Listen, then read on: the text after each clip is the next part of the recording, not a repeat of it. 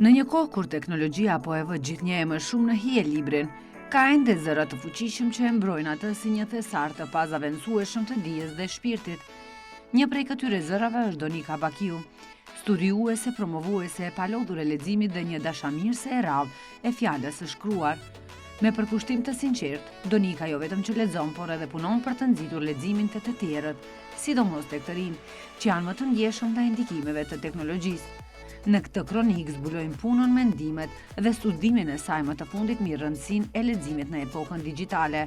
Një thirrje për të mos harruar fuqinë që e ka libri për të ndërtuar mendje të lira dhe zemra të pasura. Gjanar, unë të drejtën për fëmijërie, ndoshta ka ndikuar familja, ka ndikuar dhe gjyshërit. Rreth nga një familje shkolluar, nga të dy anët, nga të dy prindërit dhe jam rrit me libra, që nga fëmijëria. Në fillim ishin prallat, në atë kohë Borbarda, i Rushja. Unë si fëmijë kisha një problem timin që mendoja që Borbardën mund ta takoj. Po, mund ta takoj në pyll, sepse ashtu e lexoja, ashtu ma lexonin, dhe si fëmijë jam rrit me atë se do shkoj në pyll dhe do e takoj patjetër. Nuk e di si më kam bind më pas se nuk mund ta shohësh është vetëm prall. Më pas jam marrë dhe me leximet e librave të ndryshme, zakonisht mbaj mend gjyshin nga ana babit, po edhe gjyshin nga ana mamit, verës më jepnin të lexoj roman. Normal, evoluon mosha, nga 7 vjet, 8 deri kur jam rrit më tepër. Dhe mbaj mend kur kam lexuar një roman për 3 ditë, romanin e parë. Wow. Edhe i kam thënë se kisha qejf shumë të shpjegoj. Problemi ishte ta lexoj, e ta mba për vete, tu shpjegoj gjithve. Edhe mbaj mend gjyshit i kam thënë, ama unë dua ta shpjegoj tash. Mirë po se do e shpjegoj me orë tëra, me emocione, kishte diçka, me ndjenja të bukura, kishte diçka në atë kohë fëmijërore. Më pas mbaj mend në klasë të parë, tek mësuesja na ka thënë Goni Trazovaçin ta lexoj. Gjithë e kemi lexuar? E kemi lexuar të gjithë, edhe kur kam dalur ta shpjegoj, mësuesja me aq që ka pasur me aq shumë dashuri e shpjegoj, ka rënë zilja. Dhe nuk më ka dalë fare, e kam shpjeguar deri në fund, e kam marrë dhe pushimin e gjatë, dhe më pas ka thënë hajde tani bëni pushimin sepse Donika e kishte me shumë qejf. E mbaj mend si sot. Them të drejtën, librat më kanë bërë gjithmonë ti thua sa më shumë, e para më largojnë nga stresi, nga përditshmëria. Libri është diçka që thjesht shëron shpirtin. Për një moment, për 5 minuta të largon nga ai stresi i përditshëm. Dhe neve që ndoshta jemi rrit pak me libra, e kemi pak më të lehtë të qasje, këtë afërsi. Dhe vazhdoj sot e kësaj dite të lexoj çdo ditë. Ku jemi sot e kësaj dite, në periudhën e tashme teknologjia ashtu duke mbysunduar botën, dhe ti si mua dhe kultivon pasionin që e ke për të lexuar librat, sepse teknologjia na ka bërë që pak të largohemi rutinës, të largohemi atyre traditave, siç është libri, gazetat, revistat e ndryshme. Ne ka bërë të lexojmë online më tepër. Kjo është fakt. Ose mos lexojmë fare. Po mirë, kjo disa studime që kam pas më përpara, thosha a lexoni online apo si lexoni? Po. Apo lexoni në letër. Më thoshin online. Kur thosha po filan romani është edhe online. Të gjitha janë. Të gjitha. Mirë, po ai themi Ismail Kadare, kush e solli Dorotinën, ta marr si shembull. E keni lexuar online jo, po çfarë lexoni atë, por nuk lexojmë asgjë. Portale, e thash edhe me. E them të drejtën, unë për vete kam një lloj ekuilibri, domethënë mbaj një mes. E bëj gjithmonë këtë. E thënë lexoj çdo ditë, edhe unë hyn në rrjetet sociale. Është patjetër. Ke jeton dhe personale normale, jo që ti je larguar. Jo, mirë po librat i kam për diçmëri, studimet i kam për diçmëri, edhe pse jam në punë, ndaj një kohë për punime shkencore, për librin, për atë që më kënaq, që më bën ndjem ajo Donika që unë jam gjithmonë. Domethënë ajo Donika e vërtet. Cili libër ka pasur një rol shumë të veçantë në jetën tënde dhe pse? Them të drejtën, kam disa, jo vetëm një, po do ta i humbur Fatos Kongolit, pa diskutim sepse tregon i jetën e një personi, thotë siç kishin frikë nga pushtetet në atë kohë. E thonë më pas e kam dhe Ismail Kadare, kush e solli Dorotinën. Dhe kam disa të tjerë si Shafak, 40 rregullat e dashurisë, Shamsin e Tabrizit. Kam disa, nuk mund të fiksohem vetëm tek njëri, por Fatos Kongoli me komplet veprat për disa të kanë ndru komplet qasjen. Si shpreh, dhe kemi fatin që kemi autorin ende gjallë dhe me gjitha kam pas dizertacionin doktoratës me veprat e Fatos Kongolit. Ku pares më herët përmende edhe studimet shkencore, si e përshkruan procesin e krijimit të studimeve dhe artikujve të tu dhe çfarë të motivon të vazhdosh këtë punë të palodhur? Them të drejtën, mua gjithmonë më një pyetje në mendje gjithmonë, a mund ta bëj dhe pse ta bëj, a duhet ta bëj? Them të drejtën gjithmonë më ngacmon kjo. Pse të rikot? Të bën diçka të bukur, të bëj diçka që nuk është prek më përpara. Diçka që është për herë të parë, që publiku do të lexojë për herë të parë. Unë kur nuk kam pas qejf të marr gjërat copy paste. Dua diçka të sjell që të jetë për herë të parë për publikun, të jetë për mua, dhe të mos thuan se Donika merr kopje nga ndej këndej, po sjell diçka të veçantë. Dhe vazhdoj me këtë frym, me këtë intensitet dhe më shtyn gjithmonë e më shumë për të punuar, për të vjen diçka të re. Ku jemi te ajo copy paste, ti dëshiron të jesh vetja, ndërsa tani kemi informacione të bollshme. Si arrin që të kultivosh aq shumë informacione dhe mos të jenë të përsëritura? Unë nuk do të jenë të përsëritura, dhe të bezdisshme. Të bezdisshme. Dua të marr diçka që është e re dhe që nuk është tek fare, por nëse marr diçka ndonjë informacion, duhet patjetër e cituar, shkak se ndryshe del plagiatur. Fiks, po. Edhe ai plagiati pastaj nuk na bën mirë, sepse nuk është e jona. Gjithçka shkon në dëm. Në dëm, se kur të kyçen me emrin tim dikun të një punim shkencor ose dikun, të del me të kuqe. Kjo është vërtet vrasëse për një njerëz të ri që merret me shkencë, po edhe një më të vjetër. Nuk ja vlen. Prandaj punoni për atë që mundeni, për atë që e doni më shumë dhe patjetër që do keni sukses. E përmendë parës edhe se edhe ty hyn në rrjetet sociale, edhe ti ke studimet e tua, si e menaxhon jetën profesionale dhe atë personale, ku e gjen balancin? Balancin e kam çdo ditë. E ndaj me orare, me orë. Për shembull, jam në orar pune 8 orë zakonisht. Në punë bëj punët që më takojnë mua, që më jepen mua, kurse në shtëpi më pas gjej një balancë për të lexuar libra për përditshmëri, libra jo nga ajo që do merrem me anë shkencore, po diçka ndoshta psikologjike, relaks që më largon nga stresi i përditshëm, po them të drejtën, balanci gjendet me orare. Nëse dëshirojmë 24 orë kanë ata me ditë. Maksimum do vlem janë 7 orë, maksimumi. Sot jam zgjum 5:30. 6, fakt. Edhe them të drejtën, tani koha është e gjatë, mund të punoj. Unë gjatë kohë mund të shkruaj edhe një punim shkencor, se një punim shkencor më shkon gjatë. Nuk bëhet me një herë. Mund të aplikoj në Spanjë, që kam aplikuar me një punim. Mund të aplikoj kudo nëpër botë. Pastaj kthehet, duhet ta rregulloj përsëri. E njëjtë është me librat, me leximin, me studimet që ndonjëherë marrin në 2-3 muaj kohë. Studimi i fundit mori gjatë kohë. Dhe them drejtën, po do diçka e bukur, kështu që nuk kam problem balancin e gjej, punën e tua dhe kjo gjë bëhet të ndjehet më mirë. Ete jemi të ndalemi te studimi i fundit, për çfarë edhe sot më shumë duam që të flasim.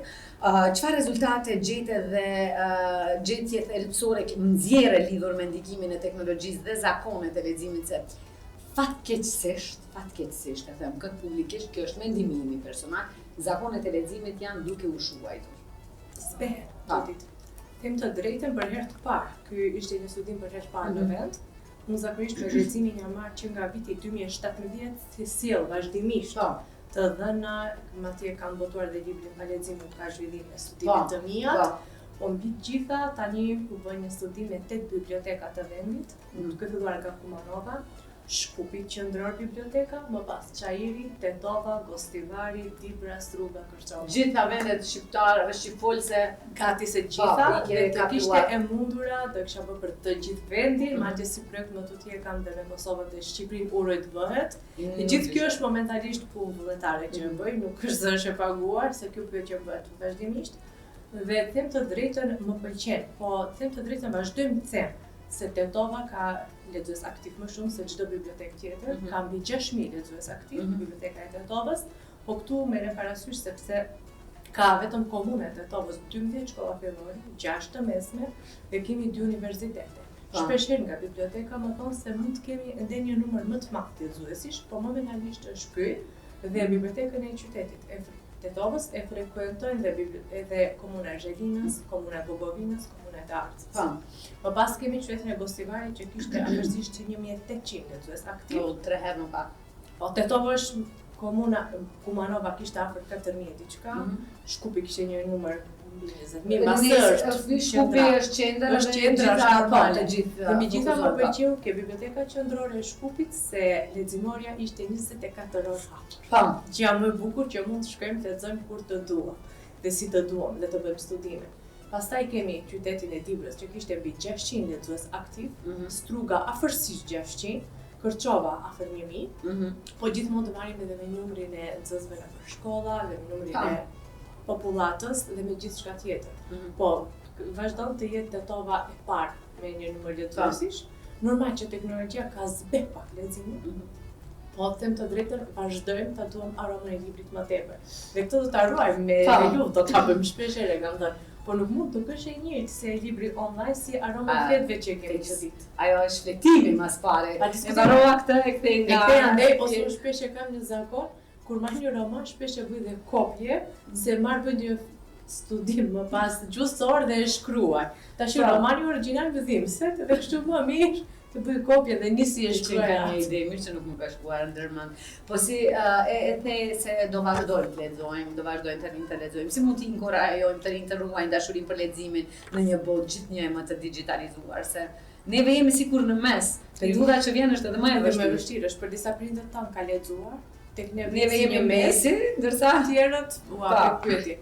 Sa më shumë klube leximi, sa më shumë orë letrare, sa më shumë maratona leximi, gjëra në Shqipëri ka shumë. Ne kam lexuar gjitha dhe më kam pëlqyer shumë. E njëjta mund bëhet këtu. Në Tetov ne kemi klubin e leximit, klubin e librit që takohemi një herë në muaj. Dhe them drejtën ndikon shumë mirë dhe shumë pozitivisht kjo. Kjo gjë që më pëlqen.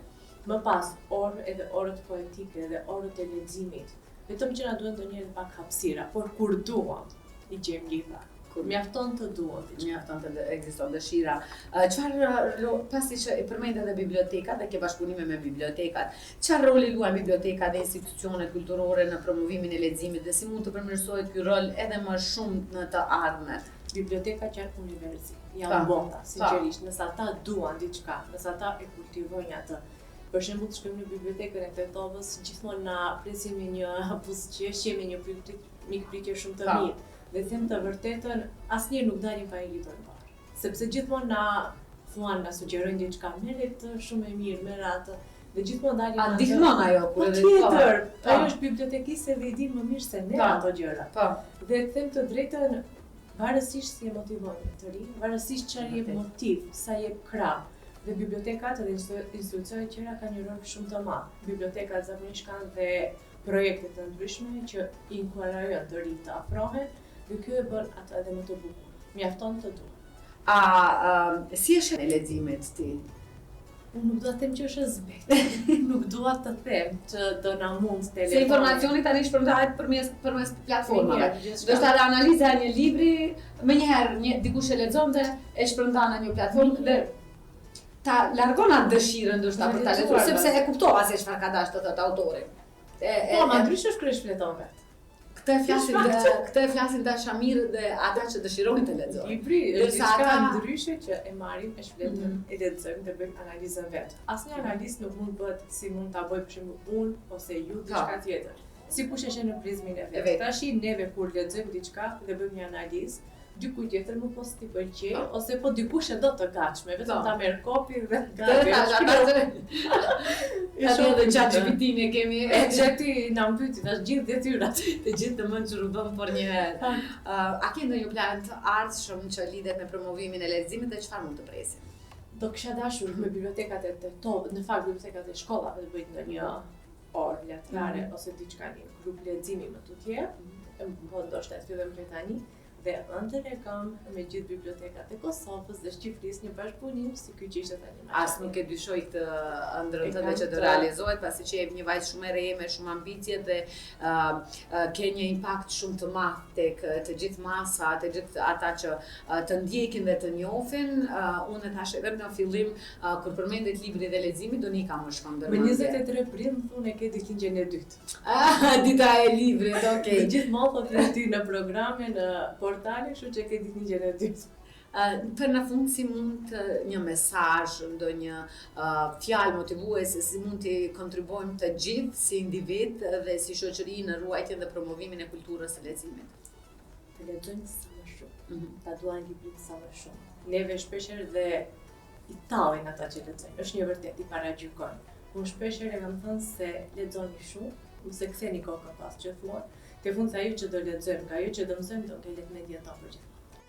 Në rrëfimin e saj, Donika Bakiu na kujtoi se, pavarësisht zhurmës së botës digjitale, libri nuk ka humbur kur fuqinë e tij për të ndriçuar rrugën tonë. Përmes fjalëve të saj të qarta dhe pasionit të saj të pashoq, ajo na dëshmon se leximi nuk është thjesht një aktivitet, është një mënyrë jetese, një zgjedhje për të jetuar me më shumë thellësi, mendim dhe ndjenjë. Në fund të kësaj kronike mbetet një porosi e qartë, të mos i kthejmë shpinën librit, sepse aty, në faqet e tij, gjenden përgjigje që teknologjia nuk mund t'i jap kurrë.